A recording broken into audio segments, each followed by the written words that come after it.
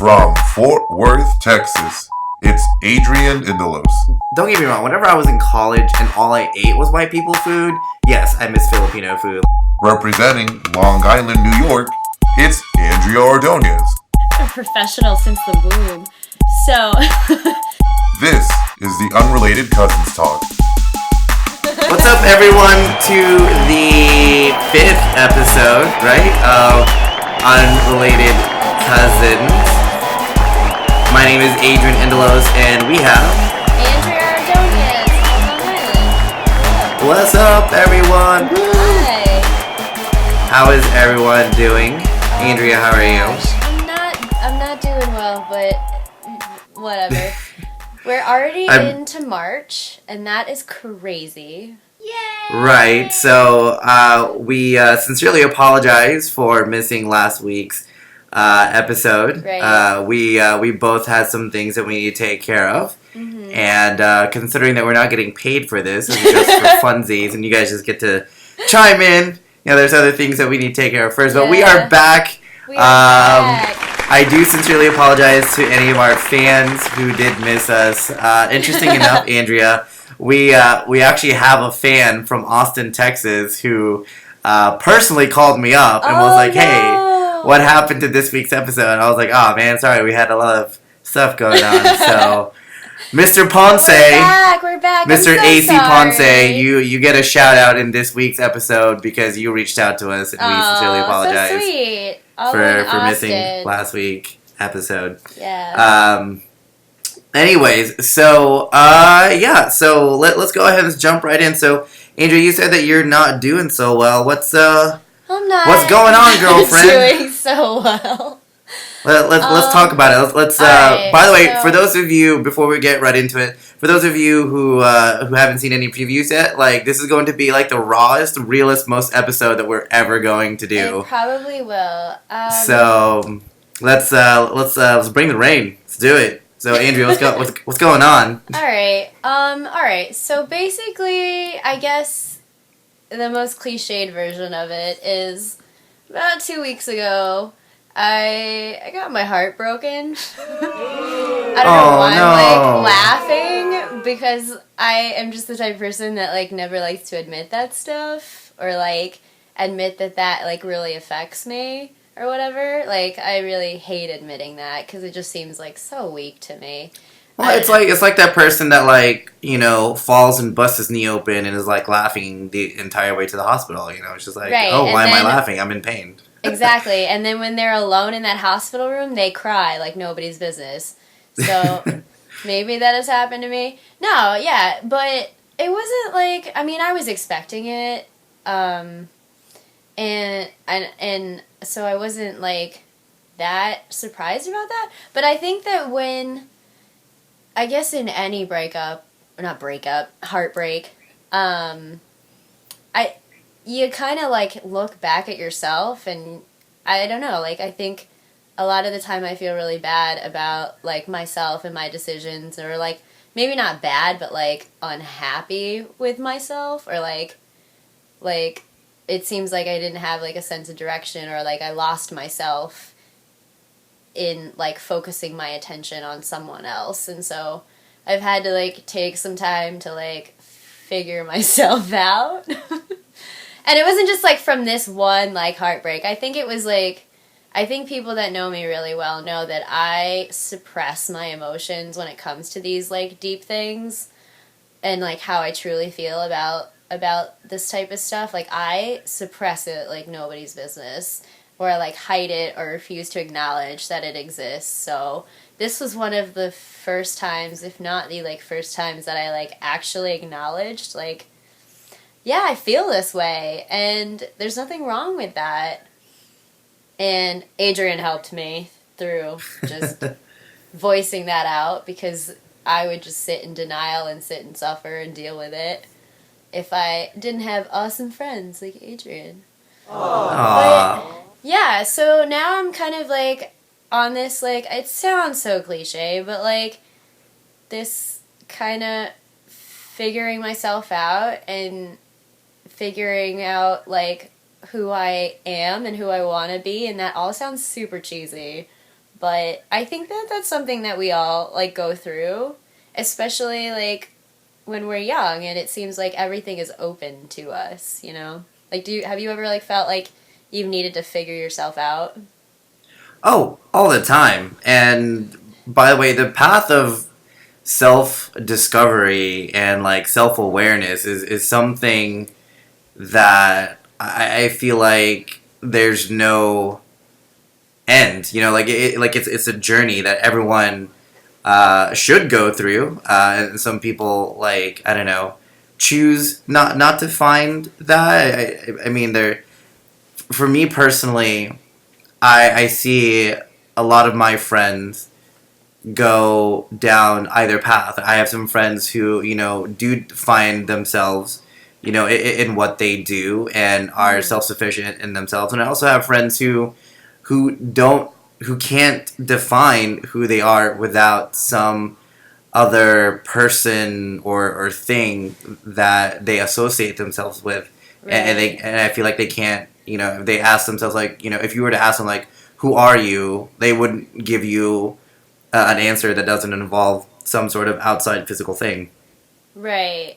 No, and I feel like I've been very much that like that second version, which like I guess I refused to admit that for a very long time. Like people now are telling me, "Well, do what you want to do." And I'm like, "Well, I don't really know what I want to do because what I've wanted to do has always been like I guess I've just taken on the interests of other people like as my own. Like I mean, I've liked sports for a season because the person I was with liked that sport, or I liked I mean, music for a season because someone else liked that.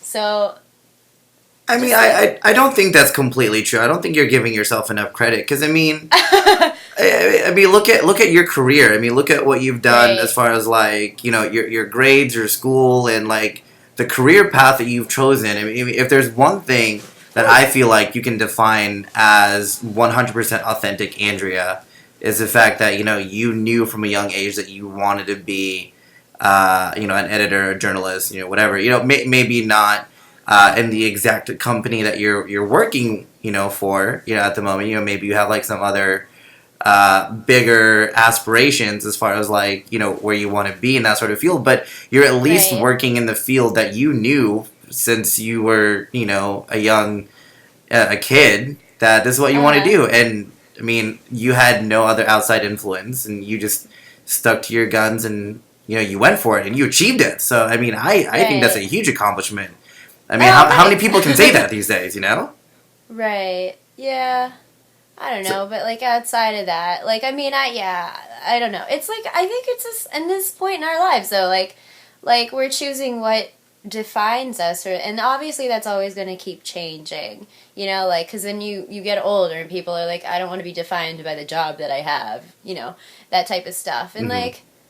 like it's just like trying to like figure out like where like what your ultimate goals are and like where you want to go. Like that's hard. And I think admitting to yourself that like or at least for myself having to admit that for a while I didn't really have a sense of direction, like personally speaking, like to admit that to myself was like really hard because like I think a lot of young people want to seem like they have it figured out, and like we don't, and people can see right through that we have no idea what we're doing. um and so, yeah, that's just something I've been like struggling with. I don't like mean to like rant and vent to everybody, but Well, I that's just mean, kind of like what I'm going through. but I mean, I would also I mean, I think it's also safe to say that a lot of our viewers and or listeners who are around our same age are probably going something similar to what you're going through, or maybe have been there, or maybe Right, are at the threshold of going through something like that, and it's one of those things that it's not bad, but right. it's not pleasant to go through, but it's something No, that is not bad. I feel like everyone should go through, a phase of right. like, self awareness and, reevaluating who they are and, what they're trying to achieve. And so, speaking of, so what are the things that you feel like that you're not like necessarily like struggling with, but like what are the things that are like on your mind that you feel like either like need to change or are bothering you? Like what is it that you feel like you're going through this process for? I know that I'm going through this process because I think we've like gone over this before.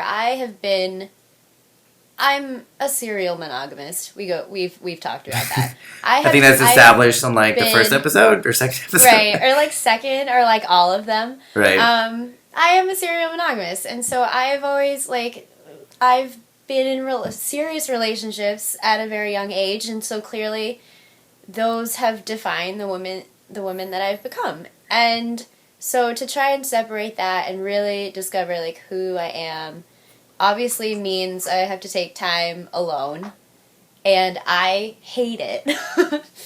Like the idea of just like being alone and content with being alone, like I just can't. Like I can sit on a couch for maybe an hour and then be like, I need to do something, I need to move, I need to go somewhere, I need to, like, I don't ever find any like sense of like peace in that. And like you have, and like that's like where you're at right now with being alone and being happy and like looking forward to like alone time to like recharge, like is where I like want to get to right now. And like it's not just you, like I have a lot of friends that like have like reached that point, and I like have heard a lot of people like tell me about their struggles and self-discovery and finding that contentment in being truly satisfied with themselves before they let someone else into their lives, and it just takes time. And so it's just like an on and off thing. Like one day I'll be okay with like doing things on my own and it'll be like fine, and I won't like have to reach out to certain people for like help or anything like that, or just to like talk for no reason. And then there are other days where I just like lean on everybody. So it's been like a day by day thing. I don't know, like being alone is really like what bothers me, and I know that it really like shouldn't. Well, by the way, I for a fact know that you're not alone in this, and I mean, for those of you who feel the same as Andrea, please, show her some love, right? Like our stuff, and comment and show her support. Seriously, because I mean, I know I struggle with that for a while too. And I was at an event actually earlier this weekend. I mean, it was a Christian event. It was kind of like an evangelization thing. But the pastor, I guess, who was delivering like the message, said something that I've heard before. It was just like reiterated that as connected as we are as millennials, through social media, through however many people we meet through college and LinkedIn, and all these avenues that we meet people. We statistically are the most loneliest generation. We don't know I believe how to actually connect to other people, and right. I mean, I'm really curious to I would love to actually like interview not necessarily like my parents, but like people in like the older generation, and be like, hey, so like how do you like establish relationships at like at an older age? And I'm not talking like lovey-dovey relationships, but like even like finding new friends past your undergrad or past grad school. Like after you're done going through academia, people struggle to actually develop new friendships unless it has to do with like work, and right. I mean, I'm no exception. I not like that I struggle, but the group of friends that I hang out with on a weekly basis are people that I've known since college and in high school, with the exception of a few of them. So it's definitely something that I had to practice, and there are times when the hardest part was just getting out there and just trying, and not every person I met became my friend. And I mean, I don't know if you had to put a number, in the last say year, I think I've probably met close to, I mean, outside of work, I probably met close to 100 people outside of my work sphere that I tried to befriend. and Right. only one of them is like talking to me on a regular basis at this point. Like, That's crazy. I mean, yeah. Yeah, people don't know how to make those connections anymore. And that's tough. But I don't know. I mean, yeah, I don't know. I mean, yeah, we are. I do believe that we are the loneliest generation. That makes sense in all sorts of ways. I think it's because I think a lot of it comes into like we judge people before we meet them. A lot of the time, I think. Well, yeah, because I mean, not to reference like How I Met Your Mother, but you and I are huge fans of the show. But it's like, what was that one episode? It's like mystery versus something or whatever. It's like, do you actually meet the Right. person, or do you look up all their information even before you go on the first date? And that's, I mean, our parents' generation didn't have to do that. No. They just met the person, like, and they learned about them on the spot. And they learned people didn't, skills. Like, right. They didn't creep on them like we do No. now. And so, like, I think it makes it more difficult to, like, just connect with people because we've already prejudged them. Right.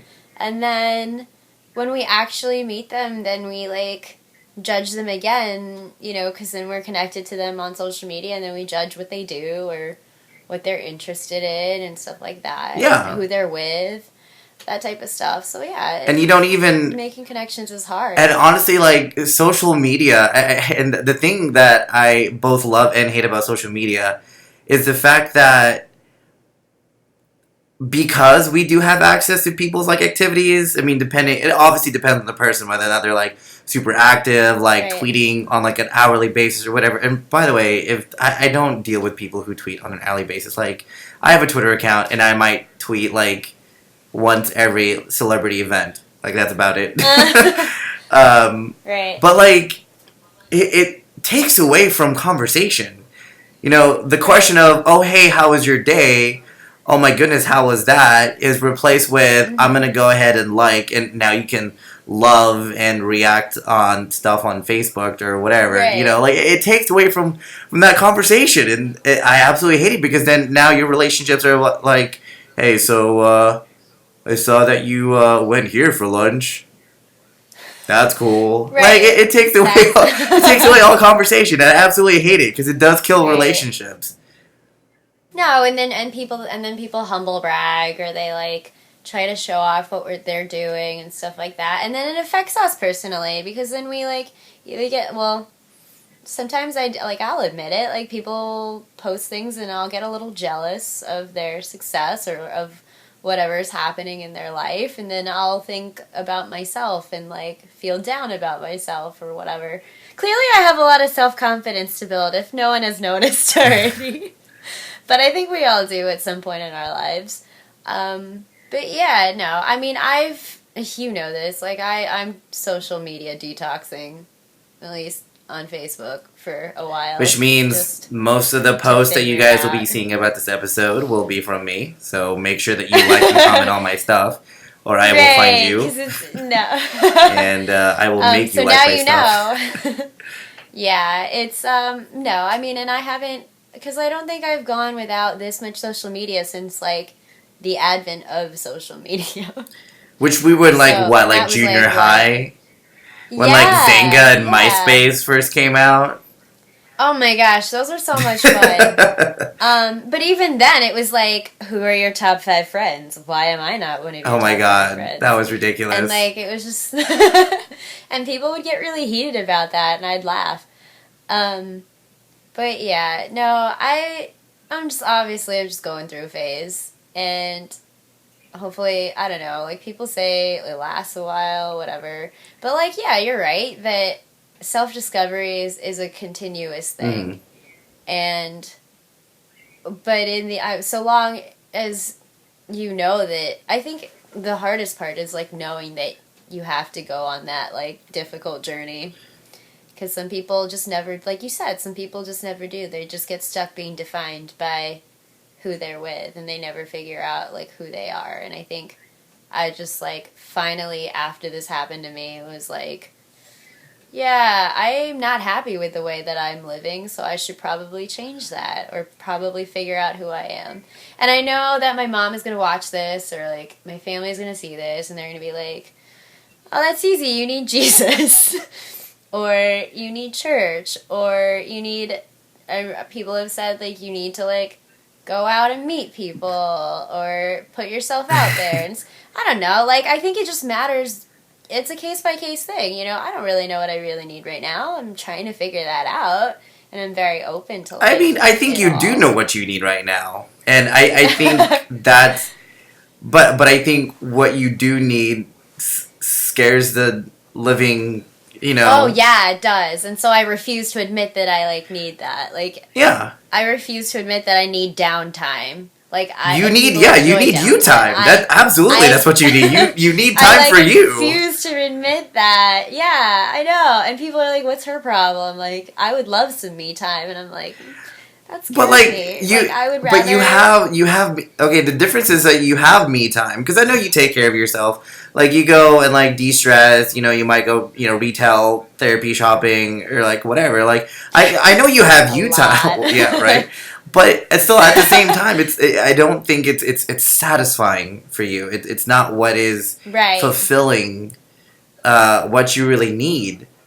And for me, if I can give like my 2 cents about this whole thing, the reason why I've been so happy. You mentioned this earlier in the episode of like how I've been able to find, self-awareness and, find like inner peace, whatever you want to call it. And, you said that you wanted to, get to where I am. And by the way, like it was a struggle for me too. I know. Not even like 3 months ago, like I was going through my own version of depression and I was, struggling to find things productive to do in my life. And I was actually just, and that was also spurred on because of heartbreak, right? It was heartbreak. It was heartbreak, joblessness. I got fired and all this stuff, and it was still recovering from my past, business endeavors and whatnot. So, talk about like hitting rock bottom again. And by the way, it wasn't the first time I've hit rock bottom in my life. And this is like legitimately the first time that I have, and like that. That's probably why it's a lot harder for you. This is why. Yeah, definitely.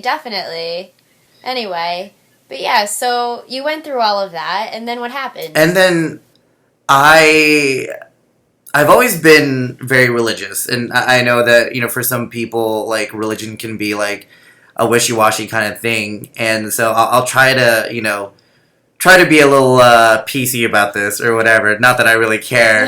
But, like, I've always tried to stay involved with my youth groups, with my young adult stuff. And there's this program out there called Theology on Tap. And it's where a bunch of us Catholics, we get together, we drink beer, and we talk about Jesus. It's what we do. It's a very Catholic thing to do. The Baptists would not be all about this. But, sorry. But... About drinking and talking about Jesus while drinking, but it's a very Catholic thing to do. But anyways, so I was attending this event. I want to say it was early December, and there was a friar, a Franciscan friar that was there, and he was talking about how we as the millennials, live a life of disappointment, and how we like not just like are in it, but like we live. We're stuck in this, constant cycle of like disappointment and frustration and anger, and anger leads to hate, and hate leads to the dark side. To quote Yoda from Star Wars. But the reason why that we live in this life is because that we have expectations, of ourselves, of other people around us, and it is very, very much a humanistic thing to do. Especially in the capitalist nation in America, like very business oriented. Like if for those of you who don't realize how business life really is, like just wait till you get to the adult world. For all of our young listeners out there, like everything is business, and so having expectations 9 times out of 10 will lead to disappointment. Now you can listen to all the podcasts about goals and whatnot, and it's all great, but I mean, if you don't have, the problem most people have is they have unrealistic expectations of themselves, and they don't know how to properly, manage their goals. And I don't want to turn this into like a self-help, professional growth kind of thing, but having expectations, according to the talk that I heard, which really impacted me, was expectations lead to disappointment. And of course, I raised my hand, and I'm like, well, excuse me, brother, I'm in business. Goals are kind of my thing. If I don't have something to strive for, then I'm lost. So how does someone like me Right. kind of handle those things? And he's like, well, instead of expecting things, hope for things. I had this very confused look on my face, and I'm like, what? He's like, yeah, because hope stems from love, while expectations stem from materialistic gain. And I'm just like, Right. oh. So he's like, give an example, right? Like if you expect, coming as a guy, like if you expect, this girl to like you and she doesn't, then guess what? You're going to be butthurt about it. You're going to start crying. Right. That's exactly what I went through. That's exactly what you're going through right now. It's because you had expectations, be it Hollywood, be it, Allure magazine, you have all these expectations of what's supposed to happen, and when it doesn't happen, you're like, why not? And you start crying. Yeah, but we all expected that I was going to get turned down. That's the story for another day. But anyway, continue. For the sake of your story. But the thing that really like changed my perspective and viewpoint of everything is, when you hope for something, then stemming Right. from a place of love, when you hope for, in my case, let's say if I hope for a girl to like me and she doesn't, then I have peace of mind and peace in my heart that so and so was not meant for me, and that there is someone special out there, waiting for me, and either she's not ready to meet me yet, or I'm not ready to meet her yet, kind of thing. And having that mentality, like, has just made me just like happier. Like even in the workspace, even like when applying for jobs in the last couple of months, I'm just like, hey, if it's meant to happen, Right. it's meant to happen. If not, then I know that with what I'm worth, with what I can contribute, and what I'm able to give to whatever prospective company. If some company rejects me, then it is in fact their loss. But is it really my loss? No, because another company is going to give me what I deserve, and maybe more. And that's exactly what has happened. With Right. this new job.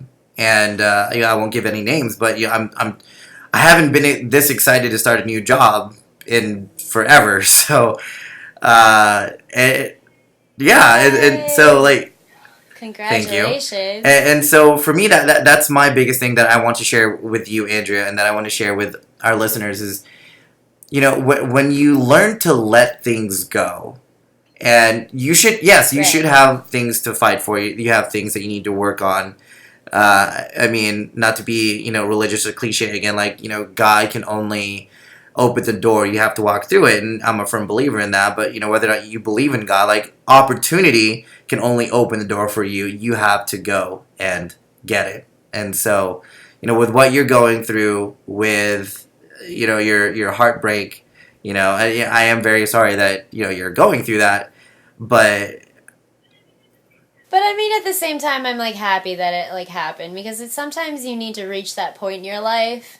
Like, I don't think you would have appreciated that lesson that you learned in that experience if you hadn't really like gone through that phase in your life. yeah, without You know what I hitting, mean? without being at that low Like, point, yeah. like without, yeah, because like whether you believe in God or not, like these things happen like for a reason, and like it just builds you to become a better person, and so you know, yeah. And so, I mean, like, that does that help you at all? Does that kind of like put it into perspective a little bit? I mean, it does, and like people have like when you're down and people like I've just been grateful that so many people have like wanted to like help me and like have given me so much advice, because I'm usually the friend who like just like sits and listens to people and like listen to what they're going through. So, and like and I think I'm very good at that. You know, I'm very good at being supportive of like what you guys want to do, what you want to accomplish, what my friends want to accomplish, and if they're going through stuff, like I'll give it to you real. Like, but and so to be in that place where I am reaching out to other people and they're giving it to me real. And I mean, I've heard what you've said. You know, I've heard a similar thing. My friend told me that, like, you know, a similar story. It wasn't so religious in context, but she told me, like, you know, something very similar about hope and about how, like, she was just like, well, you know, you go through this and you realize that some days are just going to be better than others. And you can't go into a day expecting it to be a certain way. You just have to hope that it's going to be a good day. And just live in the moment, so, yeah. Obviously, like, I think... Exactly. And so, yeah, and, I mean, so it's obviously... I know, like, the thing that I hate to admit to myself is that these types of things take time. And, like, I mean, you had gone through what... Like, you just said, like, 3 months ago you were in a very different spot. Well, 3 months ago it was, like, the turning point. Yeah, but I was going through it for a good, I don't know, half a year? With, like, a couple of highlights in between. Like, obviously there was your birthday, which was a good break from all the depression that I was going through. But yeah, you were going through a lot. Yeah. And I know friends that are, like, still going through this. And, like, they're like trying to be content with themselves and figuring it themselves has taken years. And that sounds really silly, you know, to maybe people that are older because like we're very young and they're like, what do you need to figure out? Why does that take so long? But like it does, like, you know, like so many big things have happened to us even though we're at such a young age, and so many bigger things will happen to us as we get older, but obviously how we deal with these things now is going to define how we react later on, whether, you know, and you see that a lot in life where people, I mean, I've encountered people who are older and they say, I didn't take the time to figure myself out when I was younger, and they regret it, or, you know, and so I never want to, like, be at that point, and so I'm working on that. Wait, so say that again. I don't think you said that properly. So you've met people who were older who did not regret finding out themselves? Oh, they said that they regret not figuring themselves out. Yeah. Yeah, I've never had anyone regret not, you know... Not figuring themselves out. It's like, oh yeah, I never figured myself out. It was great. That sucked. It was awesome. Or some people just, like, never realize that they, like, you know, have no personality whatsoever, and that kind of sucks. Yeah, I mean, I hate to say it, but, like, the people who don't know how to necessarily, like, be single or can identify themselves without a significant other... I'm working on it. I really wasn't trying to call you out. Like, believe me, you're not the you're not the only one that, you know, fits into that category.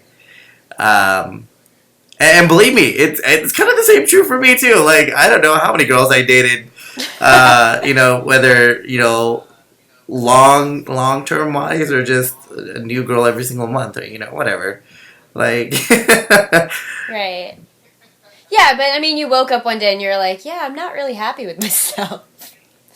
Yeah. Right? I mean, because that's what happened to me. I don't think it happened... I think I did wake up one day and realize I wasn't happy, but it did take me a while to actually be productive in, like, trying to fix that. Normally, like, what had happened was that I realized I wasn't happy, and then I would just, like, go about my day and it's like, okay, I'll just deal with it later. Which I think is what a lot of people go through as well. Yeah. That's been me lately. It's a very common response. Definitely. Before I, like... Yeah. No, that was me for a while, and then I called you crying and was like, I need to figure this out. So... On that note, yeah. So that was a really that was very real talk. That was yeah, that was real talk. I have never been this open about like what I've been like going through ever in my entire. And the best part is that we didn't have to pay a psychiatrist for this. We can just broadcast it to the whole world to know. Right. Exactly. That's how real we are. Even at my lowest point, I want to... Well, because, you know, I'm sure a lot of people are going through this, and and a lot of people are where you are at now, and or a lot of people want to be at least where you're at right now, and so it's good to like, you know, be able to talk about that. Absolutely. And if anyone has any more questions, or again, like, I'm really surprised that we haven't gotten as many questions as I was expecting. So maybe this one will generate some more questions, right. and maybe this will start like yeah. a debate or something on Facebook, because that would be fantastic. So. That'd be really great, or at least we would get one reaction emoji. Right. Just one. All right. Well, on that note, right, let's go ahead and wrap things up. So, thank you everyone for listening to episode 5 of Unrelated Cousins. 5. We will try our best to not skip another week. Thank you for keeping it real with us this week. Again, if you have any questions, feel free to comment on our YouTube videos or on our Facebook page, or you can email us at unrelatedcousinstalk@gmail.com, or feel free to reach out to us on Twitter at UC_talk, and make sure that you follow us on iTunes as well. We are officially on iTunes, and so make sure you follow our episodes on there. Listen to us in the car or on the train or if you listen to us on the plane, make sure you download us first before getting on the plane. Yeah. There you go. They know that. They're millennials. This is true. So this is for the people who don't know. So, anyways, Andrea, any final comments? Anything else you'd like to say? No, everyone have a great week. All right, guys. Well, happy March to everyone, and we will see you guys next week. We post new videos and new podcasts every Wednesday, so we'll see y'all then. So this is Adrian Indelos signing off, and this is Andrea Ordonez. Bye.